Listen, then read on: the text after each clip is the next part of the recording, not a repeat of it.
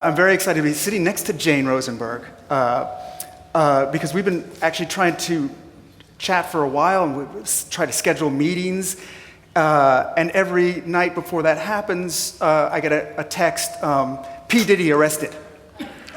Eric Adams arrested. It's been a lot going on lately. It's been a busy season in New York. So I grew up in New York, and so I've been looking at Jane's courtroom sketches since I was a kid, beginning with John Gotti, and I think it was AB. Who were you at the time working for? CBS, probably. Yeah, Gotti was CBS News. And there's something so visceral about both your particular work and then also simply the practice of, so amazingly performative that to know that this thing has been done in public in a very limited period of time and captured a moment in a way that photographs simply can't. And it always, the fact that you take this, a room with people sitting and somehow can evoke such energy, the emotiveness of the characters. I guess it's a little bit easier with someone like John Gotti, and you describe him in the book as constantly gesturing and yeah. But still, you have this very limited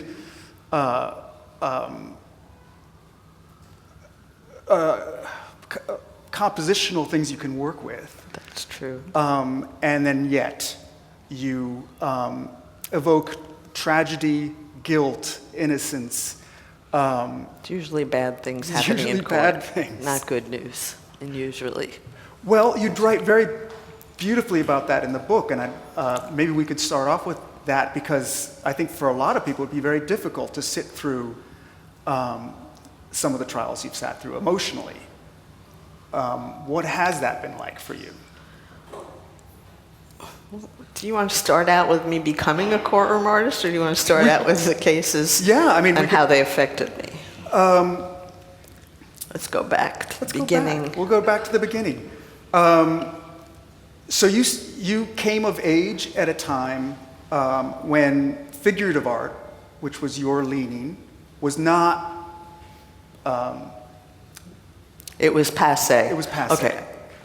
I went to college in the late 60s, early 70s, when abstract art was very big. It was all de Kooning, Rothko, Calder, and my art teachers in college would say to me, find something new to do. Figurative art is passé. You have to find a new thing. So I was a little bit of a closet portrait artist. I would be home in my little kitchen looking at a mirror and drew self-portraits, or I'd draw my friends wherever they were.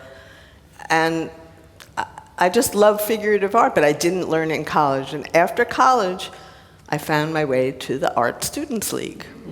Wonderful Art Students League in my early 20s. I started coming here. I fell madly in love with this place. It was, so fun being an artist here then, and just learning how to draw, paint, meeting all the people, hanging out at Carney's. The bar around the corner. And it was the good old days, and I did whatever I could to earn a living. I would draw on sidewalks, copies of Rembrandt or Vermeer, and I had a hat out, get some spare change that way. Whatever I had to do, I would do so I could continue being a painter, an artist. And I was a starving artist, I would say, all through my days at the Art Students League.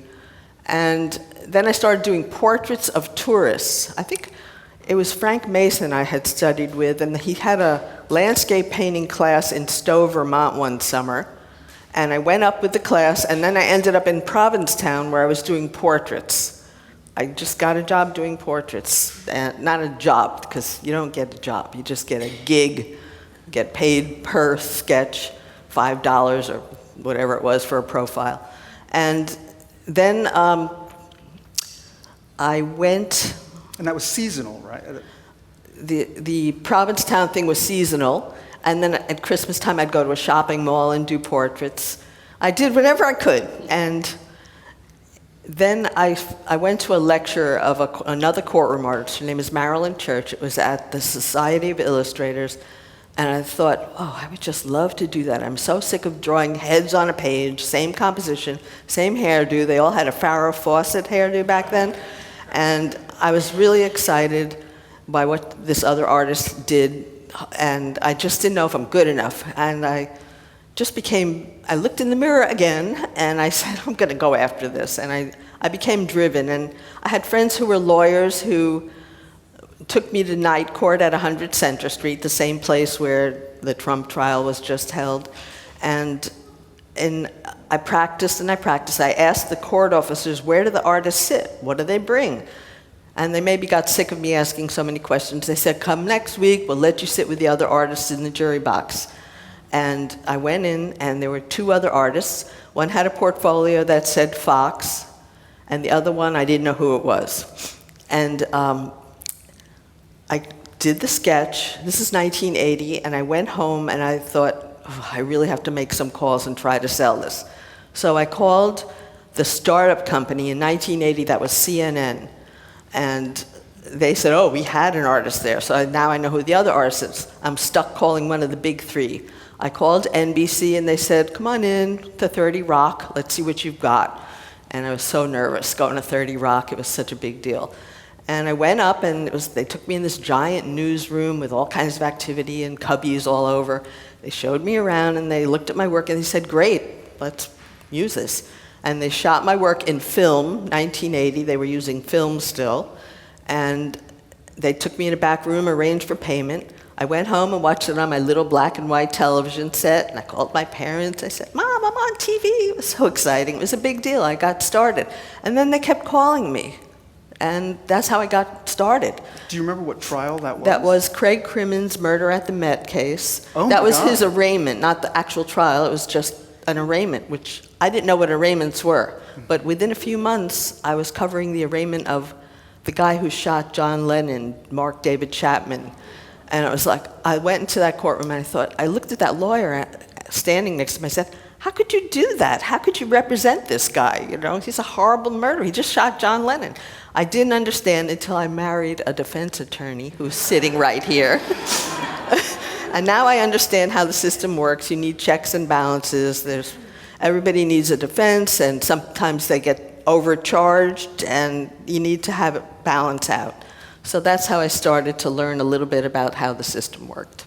And you talk about the sort of pecking order amongst the artists and learning how to kind of get your spot. Oh, this spot is that is really, the hardest thing is for me to get my good seat, because my sketch depends on the view I have and the angle I have. And there's a lot of competition between the artists. There's very few artists left, by the way. In the early years, there was maybe 17. And since the cable news, there's too many stations. Can't have one artist per station. So there's maybe 3 or 4, and the first one gets to choose the first seat according to 3 of the 4. But the fourth one says, too bad, I'm sitting here. Mm-hmm. So it's not all nice and easy. We fight for our seats, and but it's really important to get the best we can. It's not always good. In the Trump trial, we were all sitting in the 3rd row, and we rotated seats because it was really complicated.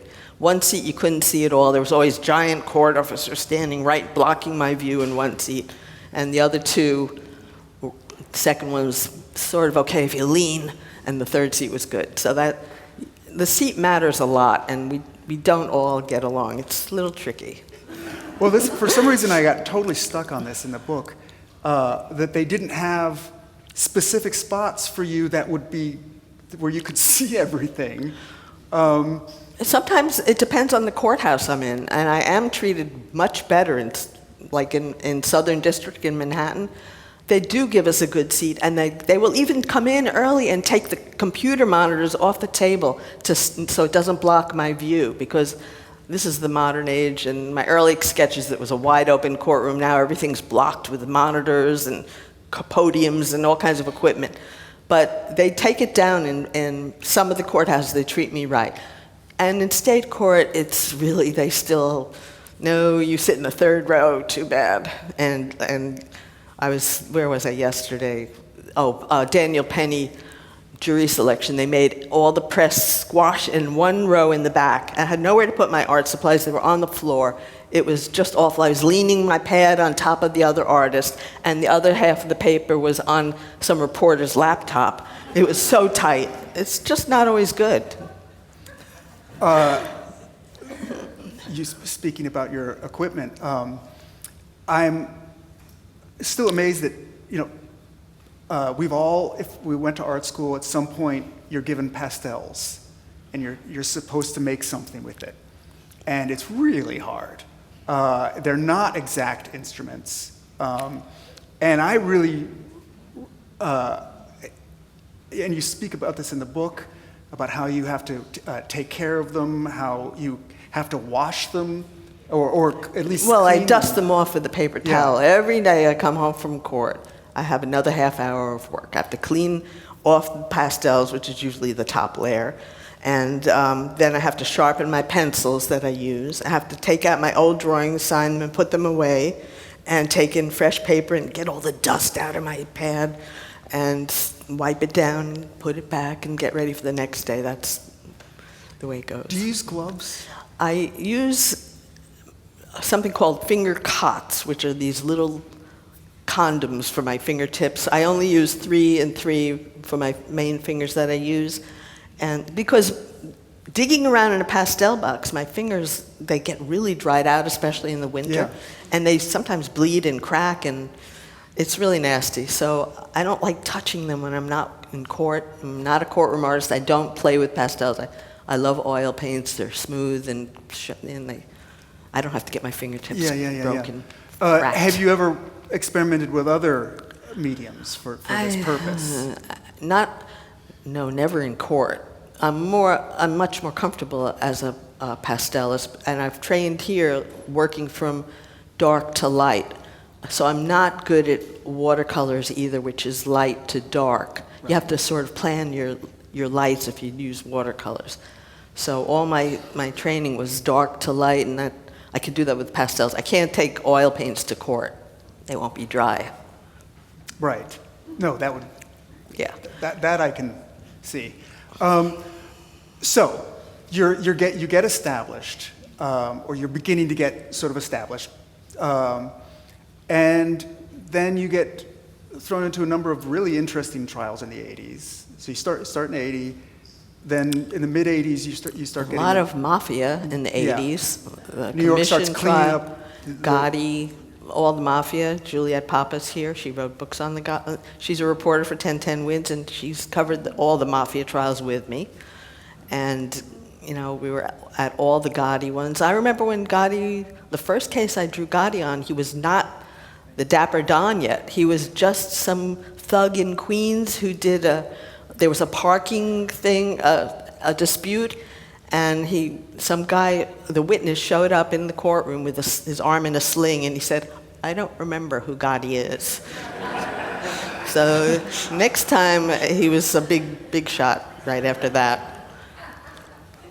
And these were some of my favorite stories in the book because, of course, it's the mafia, and they wear track suits to court. They have great character. They're like right out of Central Casting. They talk with their hands a lot, and they're just fun to draw. And you write wonderfully about, and I think every artist who's in this room has had this experience where there's faces that you can get. You can capture something about them. They give you quite a bit to work with. Yes. And those guys seemed to really work with you in that respect. The mafia, yes. But then there are some others who do not work with me, and I struggle with likenesses. It's not an easy job. I sometimes get pretty boys to draw, like Tom Brady, for instance. And I think people were not so happy with that.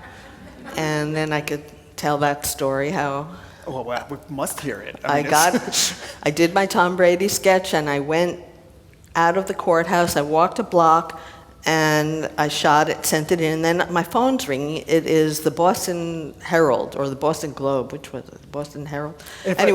Sorry, but you had done a larger drawing, and the Tom Brady was only an inch. I'm getting to that. Oh, okay, I'm sorry. So I got this call, and I didn't know why I'm getting calls. I go over to the CBS truck, and the reporter's sitting there, and I said, why am I getting called? And then he opens his laptop, and he says, oh my goodness, this went viral. I did not know what that meant, since I didn't do social media.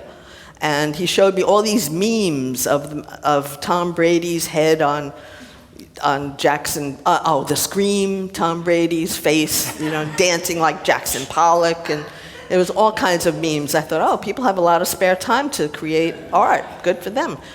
But the truth is, that sketch, I did not know who Tom Brady was when I got hired to do this case. I don't follow football. And I knew the story was about him deflating some balls. It was called Deflategate. And it was Roger Goodell, head of the NFL, was suing, or there's a case against Tom Brady for deflating. And they were in different tables. A whole bunch of lawyers in one row, a whole bunch of lawyers in another. And I thought, they have all these cameras outside. They probably shot this Tom Brady fellow out there. So I did a wide shot, and Tom Brady's head was literally 1 inch big. It's not up there on the screen now, but it was a teeny head there. And all these memes were all about that 1 inch picture that they blew up and made stories about. And that's how I learned what a meme is. Yeah. The wrong and then I side. started going on. I got 700 emails that day when I got home from court, and I was called for being on Good Morning America, CNN, Fox. Oh, we'll send a limo for you. We'll give you hair and makeup. I said, okay, and that's the Tom Brady story. Okay. It's a great story. It wasn't great for me No, back then. I was not happy one bit. And wait, I'll finish it off. I had to draw him again in 3 weeks, and I was terrified. He was going to be back in the courtroom. Maybe it was 2 weeks. And I started practicing from photos, what does Tom Brady look like? Because I really was scared to death of having this go on again. And, I kind of memorized his face by that point. Day and night, I'm like, oh, it doesn't look like him. He's one of those characters that doesn't really have a character. He has no face. And it was hard to draw. And I never felt like I could get it. But then it turned out it was like a 3-second hearing the next time. I said, that's not fair. It was over before it started. It was like, I really barely had time, but I had his head memorized, so I just did something. And that's the end of the Tom Brady story. Okay. Another face that you felt uncomfortable about creating was Mia Farrow. You write about... I have a harder time drawing subtle beauty, like beautiful women you have to nail the distances, and there's something soft and subtle. It's so much easier to draw a character like a terrorist with a big beard and bushy eyebrows. They're fun and easy. I know I'm not going to miss. Like there was one guy who had a Santa Claus hat he used to wear all the time. Rahman was his name. He one of the terrorists, and he had a big white beard, sunglasses, and a red cap. I couldn't miss on him. True. And I'm thinking of the El Chapo witness with the crazy... Oh, the plastic surgery guy? Yes, yeah. Whoa, he was so unusual looking. I've never seen a face so pulled tight. I was like, the skin, he had implants and cheekbones that were like out to here, and his face was so pulled. So, when you look totally weird, it's going to be easier to draw. Somebody who's normal looking or handsome or beautiful are a little harder to draw. It's just subtle. And when you look like a monster, it's just, nobody's going to say, oh, that's not his cheekbone. No, it's just like, okay. It's not his cheekbone. But Chapo was a good trial because they seated his wife right behind me, and he was sitting perpendicular to where all the court people sat, and his wife, he was always turning and blowing kisses to his wife. So I always got a front view. At first I thought he was blowing kisses to me, but no. But it was a really easy thing to get his likeness, just these little beady eyes. He didn't look like a master drug dealer, El Chapo. He was just this short little guy with beady eyes, but it was fun to draw because I got the view. You said he was very sort of unemotive, sort of the opposite of the mafia guys. Yeah, Except not really. He wasn't a pretty boy like Tom Brady, so I could get something of a character from him. Yeah. A lot of like kisses too. So when you are becoming an artist and you realize that you're falling in love with figurative art, what were some of the artists that you were looking at or felt an affinity towards? I could start in my very young days when I was a child living with my parents, and they had books. My father grew up in Brooklyn. My grandparents met in Coney Island, and he had a lot of books from the Ashcan Painting School. There was John Sloan, Reginald Marsh. I just loved those paintings. I used to go and look at those books a lot. Now, I didn't know I was going to ever become a painter or what I was going to do with my life at that point. I was still young. But I know that if that was what I fell in love with art, that style of work. Mm-hmm. And I have done a lot of plein air. Of course, I'm not as good as those people, but I do what I do. Yeah. I mean, I don't know that you could say that you aren't as good as... Different. I mean, yeah. Different. What always amazes me is that, well, first of all, you have to deal with straight lines, and I doubt you have rulers there. I don't. Another artist uses a ruler. I don't feel comfortable using a ruler because everything is so loose. I just don't feel it would work. I have tried a straight line. I thought, oh, that looks so weird in my drawing. It's so careful. Everything's a little bit haphazard.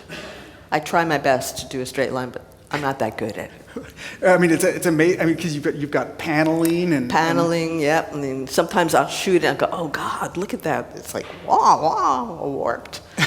But that's how it is for me. I don't want to have. I'm not a mechanical draftsperson. Right. Which also, you get those kind of wonderful moments that obviously aren't naturally in the room, where someone will be. You've kind of conflated two moments. I will sometimes. I work different ways. Sometimes I'll draw it exactly the way I see it on that side of the room. But if say like they're doing a closing statement to the jury over there, and they point over to the defendant over there, it can't be that far away. I feel it's important to include who the person's pointing to tell the story. So I may do a compression. That sometimes has to happen. Sometimes courtrooms are this big. And sometimes I'm drawing a judge as far away as you guys are in the back row. I have binoculars in court because I need to see that far away. It's not easy. You also write about how in the COVID times you were sort of forced to kind of create the feeling of a courtroom despite the fact that you were not in the courtroom. There were several trials I had to do via either a screen in another courtroom, or I had George Floyd trial. I did at home on my computer. They sent me a raw feed, and I did it that way. But I did learn to draw off of a screen, and it's not that bad. No, it's just not that bad. I did R. Kelly off of a screen. It was during COVID, the whole trial. Everybody's wearing a mask, and I did it from another room, the overflow room. And all the media, none of them were allowed inside the actual courtroom. We all sat in an overflow room and we'd look at a screen, and that was the way you covered the trial during COVID. Yeah. There were quite a few COVID trials. And I had to draw people's likeness without half their face. And it's sometimes easy. Like, I thought Ghislaine Maxwell was easy because she had these great eyes and a great shaped hair and eyebrows. But some people, like George Floyd Derek Chauvin with a mask on, he didn't have anything except like a bald spot, It's not much to hang on to as far as a likeness. It's just not easy. Yeah.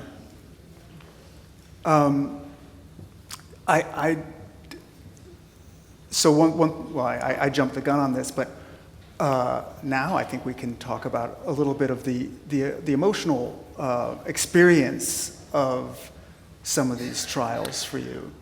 A couple of them are sort of were dark in a sort of a global sense, and some of them are very dark in a domestic sense. Well, I did cry in the early years sometimes. I remember I covered Susan Smith, and there's my little boy sitting out there in the row. Susan Smith was this mother who drowned her 2 little children. And I was covering this trial in, I think, South Carolina or North Carolina, one of the Carolinas. Had left my 3-year-old son at home with childcare, and it was very hard to listen to how she just let them be strapped in the car seat and roll into a lake, and how a person what happens to the brain when you drown. It swells up, and the kids were screaming for their mommy, who just started running away. It was very heartbreaking for me. And there was another trial, the nanny trial, where this mother came home. She had left her 2 of her children with a nanny, and she was coming home from a ballet lesson with her 3rd child, and she walks in the bathroom, and there's her 2 kids all stabbed to death, and the nanny was trying to slit her throat on the floor. It's just hard stuff to listen to. And plus I watched people die, George Floyd. I had to draw him over and over, and I had to concentrate on his facial expressions, because all these different angles were shot by people watching the event, and I had to draw each one close up. It was really hard. Usually you want to look away when somebody's dying. It's hard. Yeah, it's a lot of bad stuff. All bad news. Some worse than others. Financial things didn't make me cry. Like Bernie Madoff. I'll tell you, Bernie Madoff, he had a face that he looked like a nice old grandfather. He did not look like somebody who was stealing everybody's money. You can't always tell how bad a person is by looking at their face. You just can't. It doesn't always belie, betray, what's the word? Betray. Anyway, it's not always shown on the face how evil a person can be. Well, and this is funny and so really fascinating to me also as an artist, because we're always trying to tell stories, and so how you tell the story of a bad person is that they're in darkness, or they look they're wearing a black hat or whatever, and then you got to deal with these people who you often describe as unemotive or seemingly untroubled by what they're being tried for, and it must be difficult as an artist to be a camera, so to speak, or to. But if they don't show anything, I'm going to draw them like that, like not showing anything. I may think of them differently, but I'm not. My job is to draw what I'm seeing. I'm not there to portray my own emotions and put them on paper. I'm there to show what's actually happening. If somebody doesn't look like a bad guy, if Bernie Madoff looks like a nice old grandfather, that's what I have to draw. I may think of him as an evil person because all these families are out there with no money now, but that's not what my job is. My job is to show it as it is, what's going on in the courtroom. Yeah, which seems to me like a feat. It is what it is. That's what I have to do. Like Trump. Oh yeah, that one. Tell us about that. Well, it didn't matter what my opinions are. I had to draw him in all his different faces, which is usually just grumpy. But, if he was smiling, I would draw that. If he was leaning forward, I'd draw that. If he's talking to his son, I'd draw that. I drew him however he was. And, it's not about how I feel about somebody or my personal political opinions or any of that. My job is to draw what's going on and what that person is emoting, not what I'm feeling. Yeah. Did you see him fall asleep? I did fall. I drew him with his eyes closed because the majority of the time he had his eyes closed. The majority. He shut his eyes, he'd come into the courtroom and his eyes start. I didn't know really if he's sleeping or meditating or just what he's doing, but his eyes were shut. It looked like he could be sleeping, but maybe he just didn't like the lights. I don't know. I can't tell. I'm not in his brain, thank God. I don't have an opinion. One story that you told that seemed to have, that you were working on for a very long time, as the Astor, Brooke Anthony Astor. Marshall was the son of Brooke Astor, Astor, who was a philanthropist in New York, and she donated a lot of money to the library and the Metropolitan Museum of Art, and the government really wanted that money, and they thought Anthony Marshall had stolen it. And there were a lot of high society people and a lot of famous people to draw, like Barbara Walters, Henry Kissinger, and I remember there was a director of the Met showed up. Oh, the son of Anthony Marshall. I felt that was sad. His own son testified against him. Right. It was his grandson, his son, Philip Marshall. But I was pretty excited when the director of the Met came and I'm drawing him, like, hey, notice me. Don't you want my artwork? But no, I didn't get any feedback. And you end up feeling a certain amount of empathy towards. I did, because I had parents with dementia at that time, and I think they kept introducing evidence how Brooke Astor was 105, Anthony Marshall was like 82, and he was still caring for his elderly mother. And maybe he did let her sit on a pea-stained couch, but I felt like my father never wanted to change his chair. It was all ripped and half hanging over, but that was his chair, and that's where he was most comfortable. And some people are more comfortable in the pea-stained couch, and that's what they want. So I didn't feel it was such a horrible thing that it was. I don't know. I had my opinions. It didn't matter what my opinions are. I wasn't there to testify, but I had my opinions. It's just it's amazing as an outsider and as an artist to hear what you're thinking, and that's one of the real pleasures of the book is hearing what your courtside, ringside, not necessarily analysis, but just your experience. I'll talk about my experience, but I don't talk about political opinions too much or any of that. No. Hopefully. No, I don't. Try to be I don't recall journalistic that. somewhat. Well, so with 5 minutes to go before we're going to open up the floor to questions. What are some things you're working on right now in terms of you have a full you got the P. Diddy. Well, yesterday I did Daniel Penny. He's the Marine who did the ex-Marine who did chokehold of somebody on a subway, a homeless guy who was acting erratically, and the person died. And there's a trial. I'm doing jury selection. That was yesterday.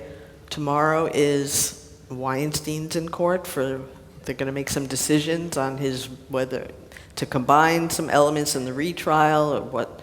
That's tomorrow. And Diddy is in court. Adams is in court. There's just so much happening suddenly at once. I had a few weeks of not much. Now it's all back to work, all at once. Is there a period in the court schedule where it lightens up? I always think there is, but there really isn't. I've had trials in August. R. Kelly, all through that hot August in a frozen air condition. There were people wearing mink coats in that courtroom in August. You come out, it's 1,000 degrees out there, and it's really hot, ice cold, and really, really cold. You write really interestingly also about having the whole Me Too moment. Not that it's over, but a number of those trials. And they're not over. As a matter of fact, they just arrested somebody this morning. You were mentioning Abercrombie and Fitch CEOs. That was a Me Too story, and he abused some people. I don't know the facts yet, but he was just arrested. 3 of those guys were arrested. They'll be brought to New York Friday, 2 of them, and that's an upcoming Me Too. Me Too is still happening. There was a lot of...